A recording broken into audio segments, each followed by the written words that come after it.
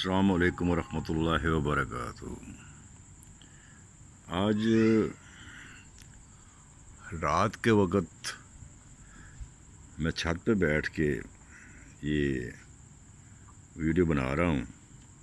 میں کہ دیکھتے ہیں ذرا چھت پہ بیٹھ کے کیا نظارہ آتا ہے۔ تو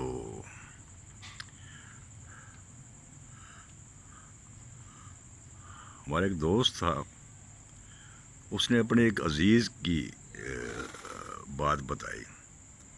اگر آپ دل میں سوچتے تو ہوں گے کتنے دوست ہیں، اصل میں ہم باہر کام کیے کرتے تھے تو وہاں ہمارے تک کم از کم 200 کولیگ تھے۔ تو ظاہر ہے ہم جب اکٹھے ہوتے تھے کوئی نہ کوئی کسی قسم کی گپ چل جایا کرتی تھی۔ تو اس نے سنایا کہ وہ کافی عرصے کویت رہا اور کویت سے واپس آیا جس وقت، تو ہمارے پٹھانوں کا وہ طریقہ کار ایسا ہی ہوتا ہے کہ سب عزیز و اقارب اس کے گھر آ گئے مبارکباد دینے کے لیے۔ تو پھر انہوں نے خوب دعوت شاوت کی، بکرے شکرے ذبح کی ان کے لیے، ان کے اہتمام میں۔ تو وہ 1-2 دن رہے، کچھ تحفے تحائف جو لے کر آیا تھا سب کے لیے یا قریبی عزیزوں کے لیے وہ دیے ان کو، اور وہ اپنے اپنے گھروں کو چلے گئے۔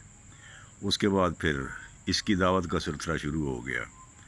وہ کسی کے گھر آنا، کسی کے گھر جانا، کسی رشتہ دار کے گھر۔ تو چھٹی تو آخر چھٹی ہی ہوتی ہے، چھٹی کا پتہ بھی نہیں چلا، اور دیکھتے دیکھتے اس کی 2 ماہ کی چھٹی ختم ہو گئی۔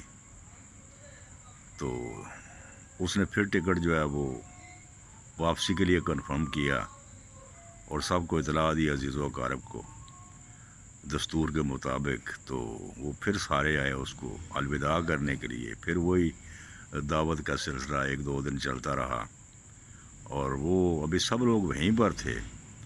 تو اس کی روانگی کا وقت آ گیا۔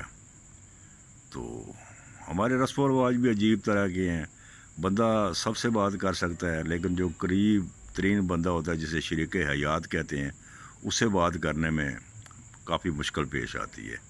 بہرحال اس نے موقع نکالا، اور موقع نکال کر تو اپنی بیوی سے ملا، اور اسے اس نے کہا کہ میں واپس کویت جا رہا ہوں، تو تمہاری کوئی فرمائش، کوئی تمہیں چیز چاہیے مجھے بتاؤ، تو میں پھر جب دوبارہ آؤں گا تو انشاءاللہ لے کر آؤں گا۔ تو بیوی اس کی کافی آزردہ تھی، اسے اور تو کچھ سمجھ نہ آیا۔ تو وہ اسے کہنے لگی کہ تم ایسا کرنا کہ کویت کے خدا کو میرا سلام دے دینا جا کر۔ اس نے بولا پاگل کی بچی، کویت میں کوئی دوسرا خدا ہے؟ تو اس نے کہا اگر دوسرا خدا نہ ہوتا تو تم وہی خدا اگر ادھر بھی ہے تو وہ تمہیں روزی یہاں بھی تو دے سکتا ہے، تمہیں اتنی دور جانے کی کیا ضرورت ہے؟ یہ ایک ایسی بات تھی جس نے ایک دم اس کے دماغ کے اوپر کلک کیا، اور بالکل جیسے چوٹ لگتی ہے دماغ پر، وہ چوٹ لگی۔ خیر صبح اٹھ کر وہ ایک فیصلہ کر چکا تھا۔ اس نے سب عزیز و اقارب کو بتایا جی میرا ٹکٹ جو ہے وہ ڈیلے ہو گیا ہے، کمپنی نے لکھا ہے ابھی تم کچھ دن اور رہو، اور میں ابھی کچھ دن اور گزاروں گا یہاں، تو آپ لوگ اپنے اپنے گھروں کو چلے جائیں، اور انشاءاللہ تعالی جب پھر دوبارہ میرا ٹکٹ اوکے ہوا تو میں آپ کو اطلاع دے دوں گا۔ غرض اس نے باہر جانا ملتوی کر دیا۔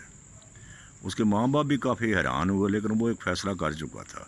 وہ بھی اس کی بیوی کے باپ نے اس کی بیوی کی بات نے کچھ ایسا اس کے دل کے اوپر اثر چھوڑا تھا کہ وہ اپنے دل سے ہی لگا لی اس نے یہ بات۔ بعد میں اس نے اٹھ کر 1-2 دنوں کے بعد اپنی بیوی سے حساب کیا، اور چونکہ وہ چھٹیوں میں اکثر یہ ہوتا ہے جو باہر والے لوگ ہوتے ہیں خوب اللہ تللے کرتے ہیں اور عیش و عشرت کرتے ہیں، اور یعنی کھلا خرچ کرتے ہیں دوسرے روزوں میں۔ تو اس نے دوسرے دن کو حساب کیا تو 50,000 کی رقم ابھی باقی تھی اس کے پاس۔ تو اس نے ماں باپ سے مشورہ کر کے اس نے بسم اللہ کی، اور اسی 50,000 سے اپنے گاؤں میں ایک دکان شروع کر دی اس نے، اور اس نے جی لگا کر اس کے اوپر محنت کی، اور آہستہ آہستہ اس کی دکان جو تھی وہ چلنا شروع ہو گئی۔ قصہ مختصر کہ اس نے ایسا کچھ رب کے اوپر یقین کیا کہ وہ دکان جو تھی اس نے وہاں پر ہی کویت بنا دیا اس کا، کیونکہ محنت بھی اس نے خوب جی جان سے کی تھی۔ باہر جا کر جو محنت کرنی تھی تو اس نے یہیں پر محنت کی، اور اس کا اللہ تعالیٰ نے اس کو نتیجہ دیا، اور اس نے جناب وہیں پر اس کی کویت بن گیا، اور خوب دکان جو تھی وہ چل نکلی، پورے علاقے میں مشہور ہو گئی۔ اور جس طرح جتنی تنخواہ وہ وہاں کویت میں لیا کرتا تھا وہ یہاں اس کو ملنے لگی، اور اللہ تعالیٰ نے اس کو ایسی ترقی دی کہ اس نے باہر جانے کے جو پہلے بھی ٹائم گزار چکا تھا وہاں پر، وہ اس کو دکھ تھا کہ میں نے اپنا ٹائم ایسے ضائع کیا، اگر یہی میں محنت یہاں پر ملک میں کرتا تو شاید آج میں اور آگے نکل چکا ہوتا۔